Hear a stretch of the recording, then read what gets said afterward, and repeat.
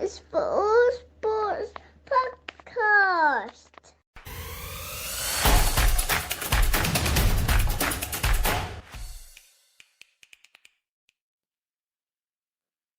Welcome to the All Sports Podcast with me, Matt, and today, Joel. How are you, mate? Hello, Matt. All good. How are you, mate? Doing good, thank you. And James, how are you? Yeah, all good. Ready to get stuck in. Excellent. Let's start with football and the FA Cup from our local correspondent at Deepdale in the northwest. Yeah, the magic of the cup alive and well at Deep Dive yesterday. Can you say the magic of the cup alive and well when a Prem team beats a champion? We nearly had the perfect draw, though, didn't we? I think everyone was hoping for the Bournemouth City game to end one way. Well, that would have been the perfect weekend if that had gone on. It's a short but sweet visit to Deepdale, and I was talking about the magic.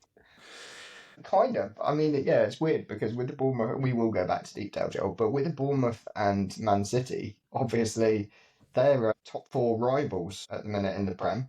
Well, I think Bournemouth are having a big old wobble now, aren't they? I think that can be confirmed after yesterday's not capitulation, but they struggled to get going again after City went ahead. Yeah, I think they've got the right game in the Premier League to get the wobble back. They're home against Ipswich this week, so I think they're going. Yeah, and a nice recovery fixture for them this week. But yeah, so how was it? How was it at the home of football? It was good. We had a very nice day. Sun was shining and Villa played pretty well. The first half was a bit of a non-event. I think Preston were very committed to stopping Villa from playing. Obviously, no problem with that at all. That's probably their best way to get something out of the game. But they really struggled to get forward. Too many bodies behind the ball. They played five at the back, and that just meant that they didn't have enough bodies in attacking areas when they did win it back. They had a really good chance in the first half. Still don't really know how they missed it, but a header from 3 or 4 yards out with Martinez scrambling went wide. So they did end up with the most clear-cut chance in the first half. Second half, they kind of Preston started quite well. I feel like the crowd started to get involved a little bit, but then Villa scored at the perfect time, kind of managed to engineer an attack down the left and get Luca Dean into space, and he found Rashford for a really simple finish. And then, yeah, Villa were well on top from that point on. They could have scored again quite quickly. Rodgers had one cleared off the line, and then that almost led directly to the penalty. And then Ramsey wrapped it up not long after that. Watkins could have scored twice. So, yeah, Villa were well on top afterwards. You said Rashford with a simple finish. You've got to be there to put it in. Yeah, exactly. And to get his first goal in, I think they've been saying it since early December when he scored twice against Everton. So yeah, huge moment for him to get on the score sheet. He probably would have started playing on his mind if that carried on for too much longer. So yeah, good opportunity for him to get some goals to his name. Interesting. I thought that he played through the middle. Wasn't really expecting that. So it'd be If there's ever a time to try it, though, right? Yeah, I guess so. And I think Emery really likes Jacob Ramsey as well, and he's fit he's fitter than he's been all season now. He kind of looks sharp and looks like he's over his injury troubles. So they've moved Rodgers over to the right to incorporate Ramsey into the side. And yeah, Watkins was the one to sit out yesterday. But I think what yesterday kind of showed and what is looking squad, and they've only got one injury at the moment, that's Ross Barkley. So I think they would say that they probably got the squad where they want it to be going into the last 10 or 15 games of the season, however many games they've got to play. And they've got options. I think there'll be a couple that'll start every game, but then there's maybe 6 or 7 that they can chop and change depending on the situation. Yeah, especially How long term is Rashford going to be? What, in terms of? Are they going to give him a deal? Oh, well, I mean, he looks like he can't not, right? Well, it all depends on which European competition they're in next season, I think. Right. I think if they're in the Champions League, then they'll pull the trigger on the £40 million agreement that they have with United and figure the wages out. If they're not, I don't think they'll sign him. Yeah, what I would say about the Villa squad is I think what Emery likes is a lot of the players can play in a few different positions, which means you can keep players getting minutes while not always in that fixed role. Especially Rashford up front, I definitely thought it was a chance for him to get a lot more minutes. Where if he was competing for Ramsey, he was only going to get these bit part positions, and you've got Asensio, you've got Rodgers, who are banging form. It just seemed like the right sort of move for him. So yeah, I'm interested to see how many minutes he gets in the Premier League in that role, because obviously Watkins is his man usually, but you've got the Champions League, you've got Premier League, and now you've got a semi-final of an FA Cup. There's going to be lots of games to rotate for. Yeah, I think Watkins was coming back from a slight knock, but had been training all week. So yeah, I just thought he'd play, to be honest. But it'll be interesting to see what they do in midweek. Yeah, I think the real interesting lineup when you're going to see your team, your best 11 will be in games like PSG. Like, how do you set up against that sort of team? These guys are like probably the biggest informed team in Europe at the moment. It's like a really, really stern test, but you've got a proper tinker of a manager, so there's every chance you come up with something innovative. Shout out for Preston's left back, who looked pretty good. He's a young lad on loan from Brentford. I think his name's Magoma. But yeah, he was really, really fast and looked pretty good for the whole game, really. Yeah, listed in the left mid. Magoma listed in the left mid. He was playing like left wing back. Yeah, he was number 3, so yeah, definitely would be a wing back. But yeah, he was pretty good. Other than that, they struggled. But where's he on loan from? Brentford. Okay. It looks from the goals that they were trying to play deep, but the golfing quality, better teams just pick apart these systems. Like, they find so much space where a normal Championship team would never find. Usually Preston are quite a difficult team to break down, like historically. So yeah, that golfing quality definitely showed, I think. Interestingly, I'm not sure how frequent it's been done, but all quarterfinals were won by the away side. It's quite a nice quirk. Yeah, I actually forgot to keep track of that. After Saturday, you're always looking for like every omen that might relate to your team. And every Saturday, from after the Saturday results, I was saying all the away sides have gone through. And then, after Villa went through, I completely forgot to think about that again. But all the away sides went through, which was pretty interesting, I think. Would you say the 4 favourites went through? Palace are in such a good nick of form. Obviously, you had the minnow of Preston, City are the giant in the team. And who's the last one left? Brighton Forest. Yeah, obviously Forest are banging form, but Brighton's a difficult place to go. So you'd say those 4 teams are unexpected, but it makes for some great semi-finals. It does. So in the semi-finals, we've got Man City, Palace, or Forest? City Forest, yeah. City Forest, okay. Yeah, that's huge. Yeah, I watched the Forest-Brighton game and I thought they both looked quite nervous. Didn't want to lose it. It got a bit harem-scarum in extra time, but before that it was pretty cagey. But Forest obviously went through on pens, and then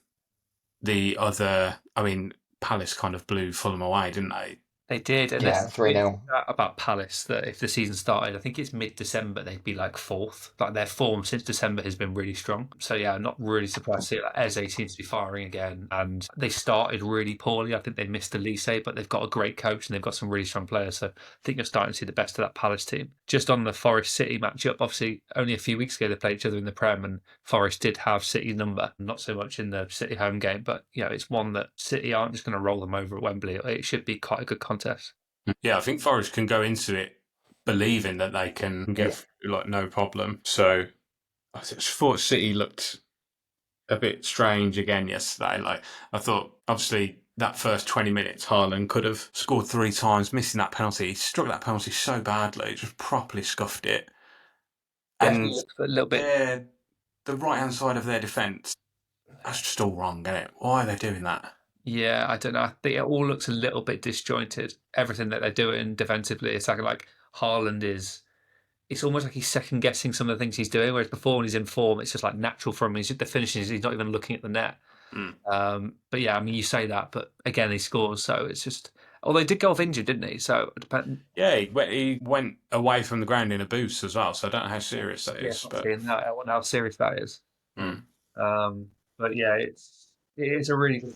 I think City are, if they don't overthink it, you'd expect them to go through. But if you're playing Matthias Nunes at fullback and your 18-year-old centre half, like it's could be a bit ropey for them. But yeah, we'll see. I've got a bit of a feeling that they're just going to win it, City. Like there's been all this chat about like, oh, it's an interesting draw. There's some teams in there who haven't really won things for a long time, and then it would just be typical for them to just win it and it to be perfectly normal. Yeah, It would be, however, with Villa and Forest and not writing off Palace, who are remaining, to have 4 Prem sides that they're in the mix in the Prem. They're not going to have it all their own way. Some of the things that I really like about the FA Cup, you get to this point and you look at the top scorers for the Prem, and it's still McGuinness from Exeter City, which is quite cool. 6 goals, not bad. Goal conversion rate of 46%. yes, they play first round, second round, third round, and they're not usually. Yeah, they're sometimes playing National League teams at that level. Get 4 in a game, you could finish top scorer. Yeah, not bad. You usually could see someone who's like a top scorer from like a pub team because he's played about 8 qualifying rounds to get to the first round proper. I don't like to do this, but we segue to Harry Kane, speaking of top scorers. He's now scored against every Bundesliga side, which is incredible. Has he? There 2 years. Just halfway through, 3/4 of the way through his second season. It's just, Yeah, I mean, it's been a huge success there. I think no question about that for me. there's been a few murmurs of him coming back, hasn't there? Yeah, I mean, I don't think he was ever going Some to be rumbles. for ages. Second season now. Maybe they'll do one more season there and then come back. He's going to want that Prem record. He is, but if he comes back next year, another year older, would he be 33 then? Do you think he's in shape to go for another 2 or 3 seasons in the Prem, which he might need to get Is that how much he needs? I think he's like, I can't remember the actual number he is behind. I think he's only about 30 off. Yeah, but he's not going to come back and bag, 20 goals a season at 34, is he? This is Harry Kane we're talking about. I know, but it's... So he is on all-time goals. He's on 213, Shearer's on 260, so he needs 47. Oh, yeah, it's quite a lot. I think that's why he'll come back this year. But it's he won't go back to Spurs. I could genuinely see him going to Liverpool and it fitting their system. But it's if they don't get Isaac, are they going to go and spend that money on Harry Kane's wages? Because it's going to be a lot. It's not exactly progressive either, is it? You're buying someone you know you're going to get no money back for. It's not, but they could get a Prem. Oh, another one. It depends who leaves Liverpool this season. We're flopping around a little bit, but we'll go on to Trent. We'll go on to Trent, I guess, but without Femi to give us our usual rigor and structure, we're all at sea. So it depends. It depends what happens with Liverpool. They've got their 3 main players are kind of up for grabs to leave this season. Salah and Van Dijk and also Trent. And it looks like Trent's done. Yeah, I think the Trent. There's a bit too much smoke, isn't there? Oh, yeah. There is. I think I've got sort of 2 hats on. I think that if you were to see Trent leave, you would probably see Salah and Van Dijk sign new deals because the money will be there. The wage structure will be a bit more protected.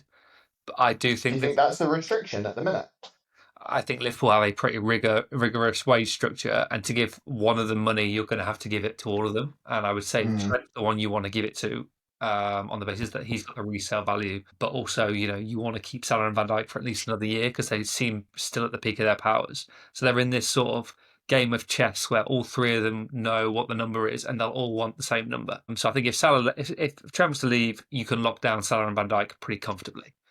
I also think the way that Trent has handled it has been extremely poor. I think if he was intending on running down his contract and meaning his boyhood club got no money on purpose, he'll get treated the same way that Owen has, for the last 10 years. Like, he will not be remembered in the way he should be as a fullback who changed the position, won a Premier League, won a Champions League, straight out of the academy. Like, he should be legend status, but he will blow it if he leaves. I think it'll be so difficult to come back from. They won the FA Cup as well, right? Won won everything. FA Cup. Yeah, they've won a lot. So I understand the reason for leaving, but he should have signed a new deal and got a transfer fee. But he's just going to get a huge signing on bonus instead. Yeah, that leaves it would leave a bit of a sour taste. I Imagine feel Saka like, doing that. I mean, Arsenal's top player left every year from the year 2002 onwards. Yeah. So, yeah, I'm well versed in it.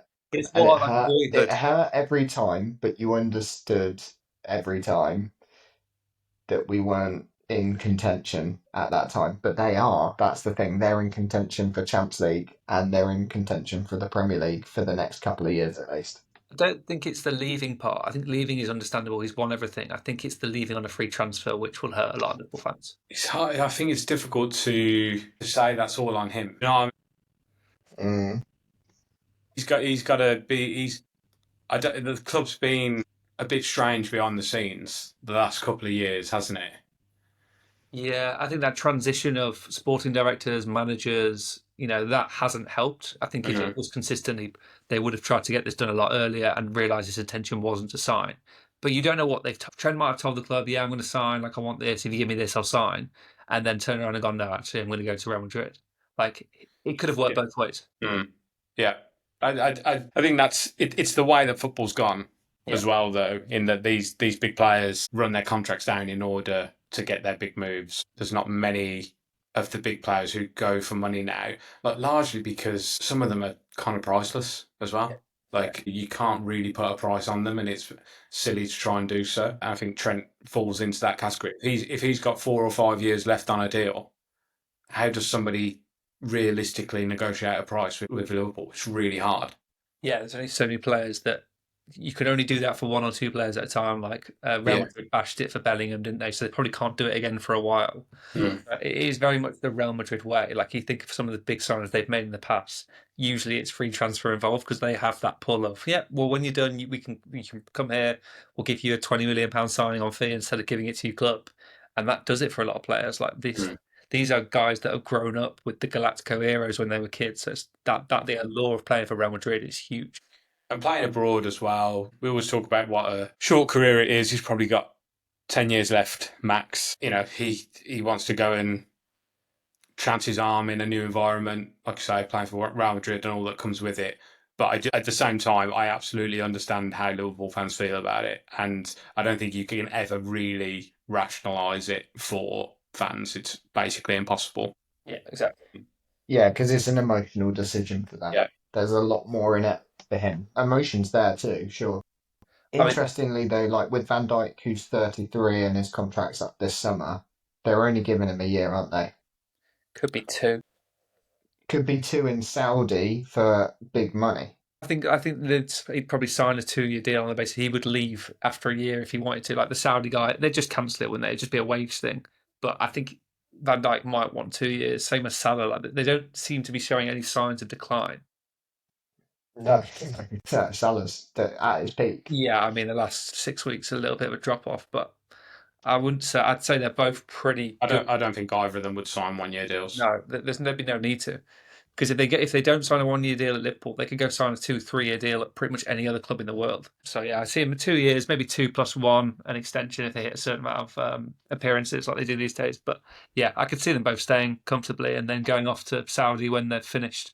When they're 35, they can still probably get a year or 2 out of Saudi and get that that last payday for themselves. From a continuity perspective as well, I don't even think you can lose 2 out of the 3. To be honest, I think you've got to keep 2 of the 3. So if Trent's the one to go, I think they'll throw everything at Salah and Van Dijk then. Yeah, can't lose your captain. If Trent goes, Curtis Jones just permanently plays in the position and they shore up their defence, right? Connor Bradley. Yeah, no, I think Connor Bradley, sorry, not Curtis Jones, yeah. I think looking at the market and from what I've read, there isn't an abundance of right backs available. Like Jeremy Frimpong from Leipzig from Leverkusen is the one that's been talked about a lot. But the system works in both ways. You can just sort of revert it and go down the left side. Like Liverpool are looking at Kirkesh from Bournemouth, who is very much an attacking fullback, and then you go and invest in a right-footed centre half who can play right back, and you sort of strengthen up your defence on that side. So I don't think they'll be looking for a like replacement because it doesn't really exist. No other player plays the way that Trent does. Well, we've got a nice Anfield derby midweek. Wednesday night we've got Liverpool Everton. I don't think we're going to see the fireworks that we saw in the last derby at Goodison. I think Liverpool cruise this one. Yeah, I thought the first derby a few weeks ago was very wrapped up in the emotion of it all. I think obviously being the last derby at Goodison, it was Moyes' return. There was a lot of emotion behind the game, and Everton have been that thorn in the side of Liverpool when they've been trying to close out titles before. So they'll want to be that again. But yeah, I would say at Anfield, they have a strong chance of just sort of finishing it off, and you want to get it done as early as possible because if there's any slip ups over the next couple of weeks, it will be a very squeaky bum finish for them. Yeah, and one of the areas you would say would be Liverpool. One of the areas you would say would be the derby, but not at this point. Interesting week for Notts Forest. They're home to Man United, and then they have got Villa at the weekend. If you call them Notts Forest, you'll annoy a whole load of people. Notts County, Nottingham Forest. I'm good. I'm good with it. I'm good with it. It'll be maybe potentially a precursor to the final of the FA Cup this weekend. Then, Joel. I mean, potentially, yeah, I'd take that as the final. Yeah, big game for Villa more than Forest, I would think, and a big opportunity for Villa, like I say, to close the gap on those above them. Villa have got a funny run in a sense that it's a big opportunity because they play a lot of teams in the top half, but equally they play a lot of teams in the top half. So European qualification for the league is looking difficult, I would say. I think Forest, with those two results before the international break, I think they beat City and then they went away and beat Ipswich really handily. I think those two results kind of solidify them in the top four. Yeah, shored them up, didn't it? Yeah, I think they'll be feeling really confident. They've got a 7-point cushion back to Newcastle. I am really intrigued to how Newcastle respond to post-parade because that can have a funny effect. Yeah, players' mentality. I think season ending. They've got a game in hand on the rest of that area as well. So they're 28 and they're 2 points outside the Champions League. So win their game in hand and they can really take that fourth spot. And they know they need to. Well, to be fair, it's fifth, isn't it? But they know they need Champions League football because a lot of people are looking at their prized assets and they will leave if they don't get the level of competition they're after. So incentive. I would say, like, obviously, you look at it and it's like, oh, it's really tight. Anyone from Bournemouth really is in the picture because they're only 4 points off City. But I would say Bournemouth are probably going the wrong way. Mm-hmm. I would say Fulham and Brighton both feel like they're going the wrong way as well. So I hope so. Arsenal got Fulham, but it's all too little, too late for Arsenal in these fixtures. Yeah, it's not a lot of riding on it for them, is there?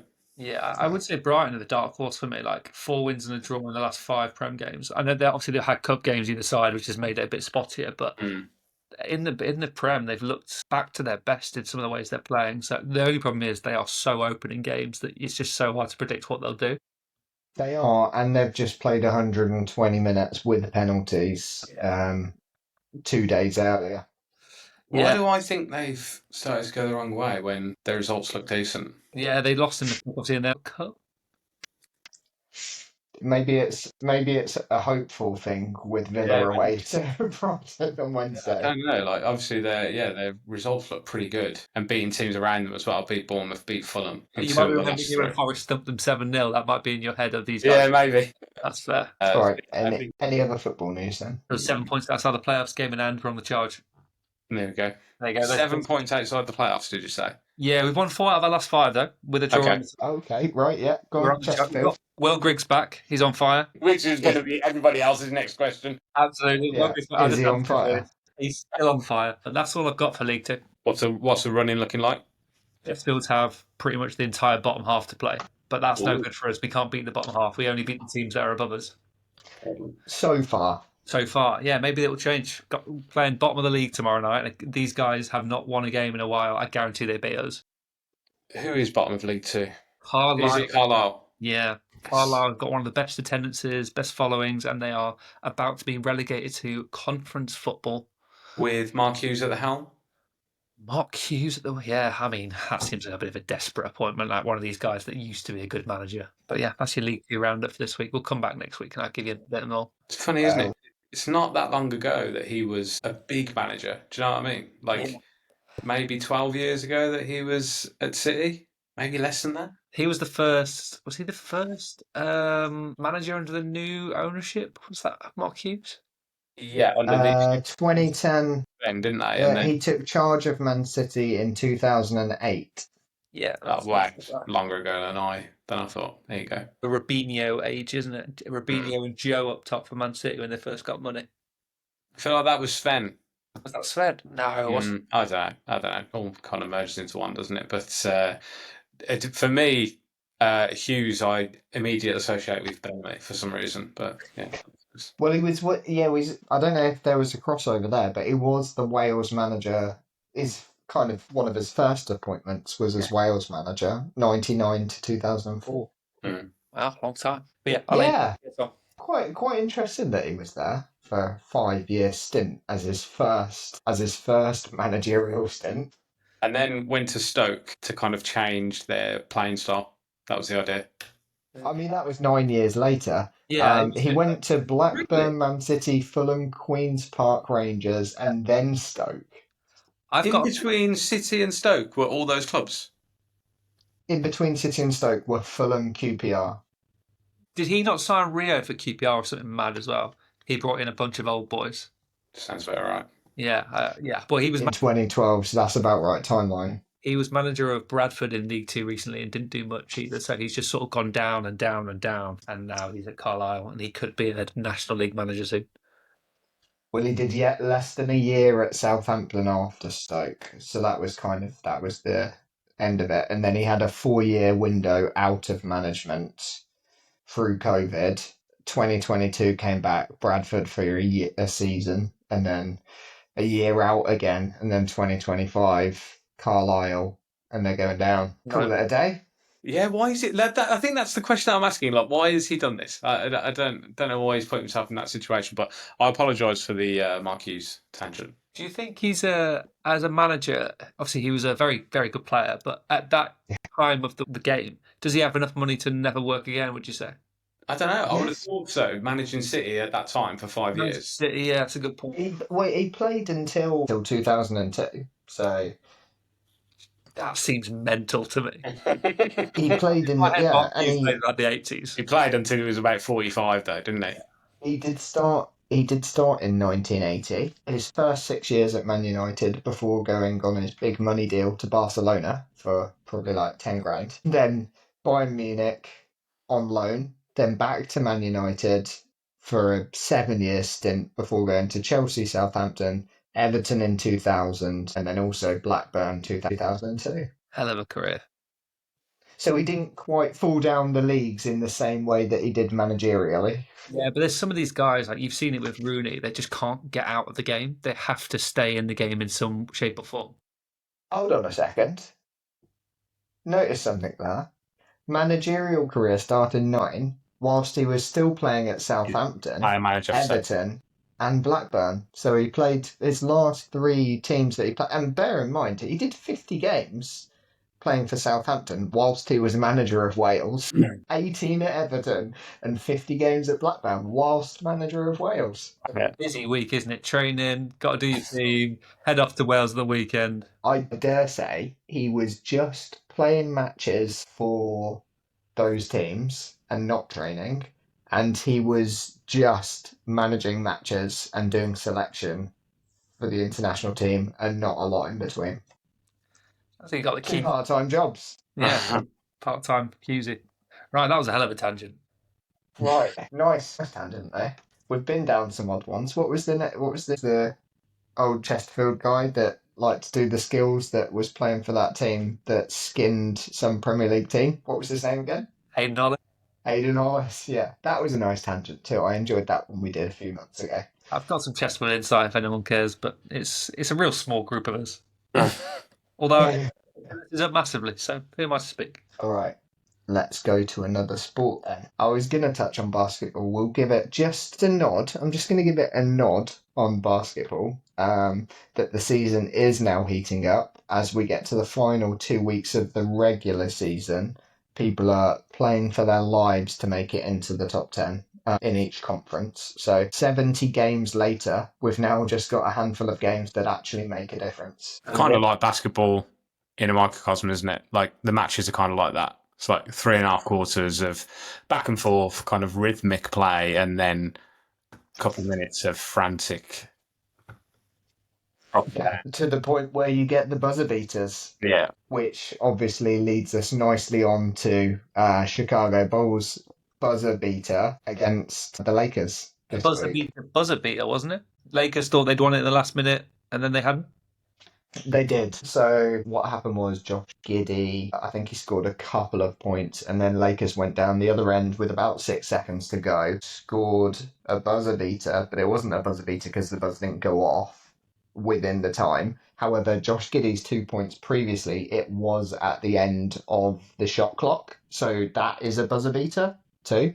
But then they went down the other end. Lakers scored their points, and then they're 1 point up. So it's like 100 and I don't know what it was. 100 and, pardon? 119, 118, something like that. Yeah, it was 116 to 114 or something, and then Josh Giddey picks up the ball, sprints to half court, and chucks it in. And yeah, Josh Giddey, absolutely incredible week that he's had. He's done some other phenomenal plays this week. He's just total highlight reel this week. But it's nice when you see players like this that are little talked about. Teams like this, we even spoke about it earlier, didn't we?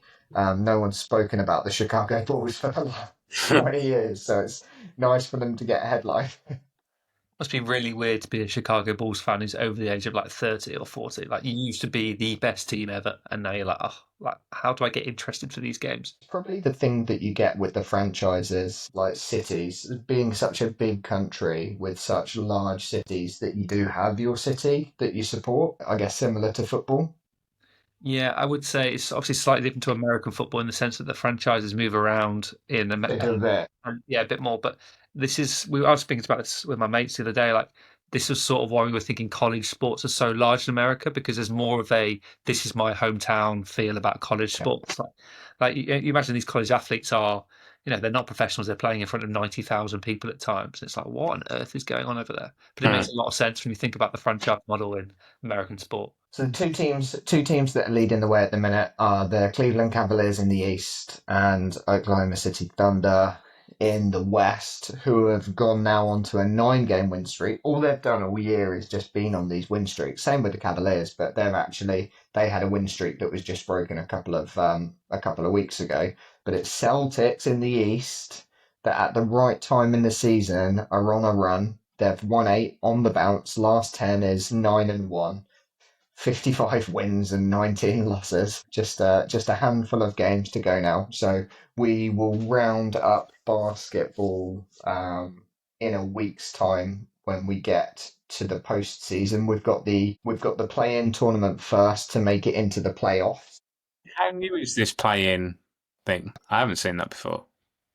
Yeah, last couple of years it's been the play-in. So the play-in is obviously between like teams ranked 7th to 10th to play for the 7th and 8th seeding spots. So top 8s play in the playoffs, but 7, 8, 9, and 10 play in a play-in tournament to make it into that top 8, which sucks if you're already 7th. But you've had a long enough season to make it count. So I mean, it's the same as the championship playoffs, isn't it? If you finish third, you've only got yourselves to blame. yeah, exactly. You know what the rules are. You know what you're in for. Hey, and we spoke about it a few months ago, didn't we? How bad your chances are if you win the playoffs to make it into the next league up. They're all coming down, aren't they? Is that still happening, James? Yes. Well, every team that got promoted through the playoffs, are they getting relegated? Well, in the Premier League, that's definitely true. Yeah. Let's have a look at the others. Actually, it's a good point. League Two, who came up through the playoffs who came up with us? Bromley. No, they're promotion chasing. They're okay. They're near us. League One, who went up? Trying to think off the top of my head. Stockport went up. Wrexham went up. and somebody else. Could have been Mansfield. And then there's a playoff winner as well. Mansfield is sort of down there a little bit, but they're not doing too badly. And then Wrexham are second because they spend more money than anybody else in League One history. I don't know if you saw their books from the year before, but they are smashing every single record that's ever been set down here in terms of revenue, advertising, all this stuff. Well, Wrexham are. There's just the money that's coming into the club is just sponsorship deals, like global sponsorship deals, obviously. yeah. It's I thought Birmingham were doing a similar thing. Maybe we won't see that until next year. The accounts are a year behind, aren't they? So they're going to finalise their 24 books. Birmingham are basically a done deal to be up now, aren't they? They've basically wrapped up the league. They're 12 points ahead of third with a game in hand. So yeah, they'll be. I mean, they paid 15 million quid for a striker in League One. Like, I wouldn't even say it's remotely surprising. But you see the teams Wrexham and Stockport are second and fifth. They came up from last year, so they're already super competitive. No, Stockport were there already because they only just missed out on the playoffs last year. Close, I think they came in the semi-finals or something. So yeah, I mean the teams are doing okay. I think from the Premier League, the gap between the Championship and the Prem has never been higher. So yeah, it's those playoffs. If you're getting into the playoffs and you're getting up, that golf to then go again in the next year is really difficult. And likewise, I don't think would you expect any of these basketball franchises who finish 9th and 10th to go and win the whole thing? Probably not. Yeah. How low has someone ever won it? Yeah, definitely not. Yeah. I mean, when you look at the teams and how, because they play against each other awful lot throughout the season, you get a feel for who's going to win a series, like who's winning a one-off game, but who could win a 7-game series. I think that's the only thing, isn't it? Very different kettle of fish. Consistently put games together. It's not just a one-off.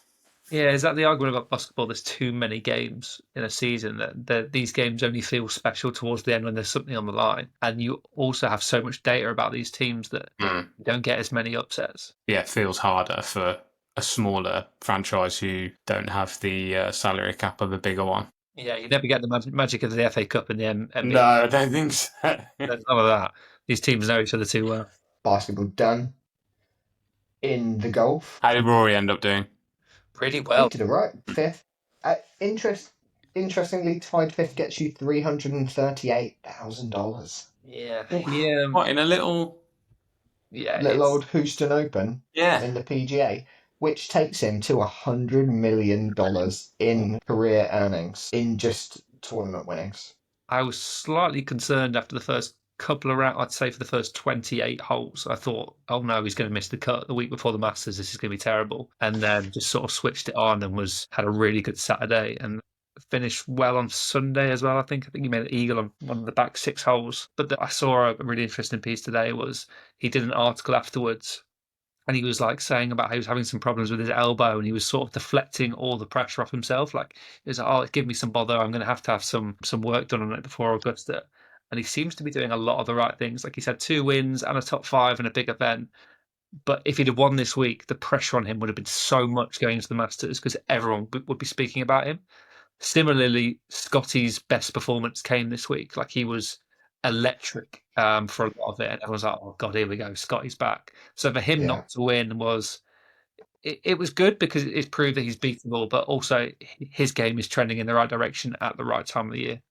It is, and he is coming back from that hand injury that he had, bad cut on his hand from broken glass. Guarantee he's got a chef now. His hands are too expensive to be cutting things into his. Who really knows the true story? Of what actually happened. But the win was Min Woo Lee, who I don't know if you've seen. He's sort of probably one of the most closely ingrained golfers to like the influencer world. Like he's big in YouTube. Obviously, there's guys that are doing it with Bryson and Phil, but he is very much of that generation. So it's good to see him get his first win, and he hits the ball so far for somebody that looks like he probably weighs like 100 pounds wet through. So defying of physics going on. But yeah, he's a very likable guy. So good to see him win. I don't know if you saw the clip of him as well. He's getting done for like slow play because he does a lot of this aim point stuff. And his winning putt is like an inch out, and he just takes the piss and stands over it and pretends to read them. Oh, really? Everyone's like, and then there's a clip of Scotty. He was in the scorer's hut because if Min Woo Lee made bogey, they were going to a playoff, and you could see Scotty looking at the telly like really laughing because of what he's doing. So yeah, a bit of character live in golf is always good. Yeah, nice that Scotty took it. Oh, very well. Yeah, I mean, a class act, isn't he? He is, yeah. He's not been around as long, and obviously he's right there on the money list as well. He's like 75 or 78 million career winnings as well. Yeah, he's done it all at the time where the money is so much higher, so he's going to get that. Yeah. He'll get there probably the quickest that anyone's ever done. But it's only Rory and Tiger that have done it so far. Yeah, Yeah, they're the only two, and then next on the list is Mickelson, who yeah, obviously similar era to Tiger. He's done incredibly well considering that he was in Tiger's era to be that high up the money list. But obviously he's been playing for a very long time. But yeah, and then DJ is up there as well, Dustin Johnson, who was the start of like when the money was really big. He was winning the Tour and the Tour Championship, and but then went to live, so it's obviously reduced the Yeah, he must have won a lot in a Right. short amount of time. he did. Yeah, he did. He did. He dominated, and then he won a Masters, and pretty much called it a day on the tour after that. He is one of these guys that he was like one of the first really big hitters, and he was never really missing fairways because he had like a one-way miss. He was like the original bomber, but he was so good in that era where he won his Masters. Like Matt said, he did just sort of go, "I've got my money, I've won my major," and then sort of faded off to the background. And that move to live was a shock to probably nobody. Yeah, for like 200 million or something though, he went for, didn't he? He's one of the bigger ones, yeah. He's made his money. But I don't know if you've seen that Live are they've started to dip their toe in like the creator space. They're having one of these creator events, so they're pairing one YouTuber with one pro golfer, and they're doing like a scramble format. And I was just reading before this started, the PGA Tour was starting to get a bit like fitty at some of these creators that have done events with them too. And they're like, if you don't pull out of this, you won't be able to do a PGA Tour event. And they're all like, no, like obviously I'm doing it, and they've had to back down. But those relationships aren't as good as you might think. With Liv and PJ very close to a deal, it's still very ratty. Yeah, close to a deal, but also at times like this, never seem further away. Yeah, okay, I agree. I think with the deal's only going to get close if Trump's involved because he's the only one that can bring everyone back to the table. So yeah, at the moment it's a mess. That's the world we live in. On that bombshell. Bomb probably being the operative word. You can find us on YouTube and Spotify, like and subscribe. You can get in touch at allsportpods@gmail.com, and we will catch you on the next one. Cheers, guys. Cheers, Matt. Cheers.